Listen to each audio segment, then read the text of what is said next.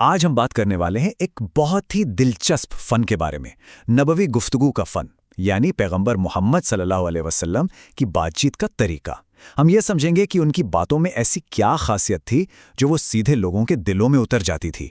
तो चलिए इससे और करीब से जानते हैं। अच्छा, आगे बढ़ने से पहले ज़रा इस सवाल पे सोचते हैं। हमारी कही हुई बातों में, हमारे लफ्ज़ों में आखिर कितनी ताकत होती है? सोचिए, सही वक्त पर कहा गया एक जुमला किसी की पूरी जिंदगी बदल सकता है ना? किसी को अंधेरे से निकालकर रोशनी दिखा सकता है या उसे एक नया रास्ता दे सकता है। तो इसी पावर को समझने के लिए आज हम पैगंबर मोहम्मद सल्लल्लाहु अलैहि वसल्लम की बातचीत से निकले 5 सबसे अहम उसूलों को सीखेंगे। ये वो बुनियादें हैं जो किसी भी बातचीत को ना सिर्फ असरदार बल्कि यादगार भी बना सकती हैं। हमारा सबसे पहला उसूल है साफ और ठहरा हुआ अंदाज। देखिए, किसी भी अच्छी बातचीत की पहली शर्त यही है कि जो कहा जा रहा है वो सुनने वाले तक बिल्कुल साफ साफ पहुंचे। और इस अंदाज की एक बहुत ही खूबसूरत मिसाल हमें मिलती है हज़रत आयशा रज़ियल्लाहु अन्हा से। वो बताती हैं कि पैगंबर सल्लल्लाहु अलैहि वसल्लम इतनी धीरे और इतनी साफ बात करते थे कि अगर कोई चाहे तो उनके बोले हुए लफ्ज़ों को गिन सकता था। मतलब कोई जल्दबाजी नहीं, कोई कन्फ्यूजन नहीं। तो इसका मतलब क्या हुआ? इसका सीधा सा मतलब है धीरे धीरे बोलना, हर लफ्ज को ठीक से अदा करना और ये पक्का करना कि हर शब्द का कोई ना कोई मकसद हो। जब कोई इस तरह से बात करता है तो सुनने वाले का भरोसा अपने आप बढ़ जाता है और बात सीधे दिल में उतरती है। अच्छा, साफ बोलने के साथ साथ एक और कमाल की टेक्निक थी जो किसी भी मैसेज को और ज्यादा मजबूत बना देती थी, और ये है हमारा दूसरा उसूल, दोहराने की अहमियत। सही अल बुखारी की ये हदीस इस बात को और भी साफ कर देती है। इसमें बताया गया है कि पैगंबर सल्लल्लाहु अलैहि वसल्लम जब भी कोई ज़रूरी बात कहते थे तो उसे 3 बार तक दोहराते थे। क्यों? ताकि सुनने वाले के जहन में वो बात एकदम पक्की हो जाए, कोई शक की गुंजाइश ही ना बचे। तो देखिए, बार बार दोहराने के पीछे की हिकमत कितनी गहरी है। इससे ज़रूरी मैसेज मजबूत होते हैं, बातें आसानी से याद हो जाती हैं और ये एक तरह से सुनने वाले के लिए इज्जत भी है।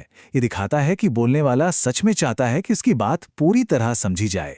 अब आते हैं तीसरे उसूल पर, और ये शायद सबसे दिल को छू लेने वाला उसूल है, नरमी और मोहब्बत का अंदाज।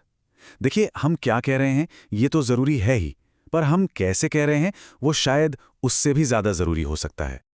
10 साल, ये सिर्फ एक नंबर नहीं है, ये एक बहुत लंबे वक्त की गवाही है। एक ऐसी गवाही जो सब्र, नरमी और कमाल के बर्ताव की कहानी कहती है। ज़रा सोचिए, 10 साल तक किसी के साथ हर दिन रहना, उस रिश्ते में क्या कुछ नहीं होता होगा। और ये शानदार गवाही है हज़रत अनस इब्न मलिक रज़ियल्लाहु अन्हु की। उन्होंने पूरे 10 साल तक पैगंबर सल्लल्लाहु अलैहि वसल्लम की सेवा की, और वो कहते हैं कि इन 10 सालों में उन्होंने कभी एक बार भी पैगंबर सल्लल्लाहु अलैहि वसल्लम के मुंह से शिकायत का एक लफ्ज़ उफ तक नहीं सुना।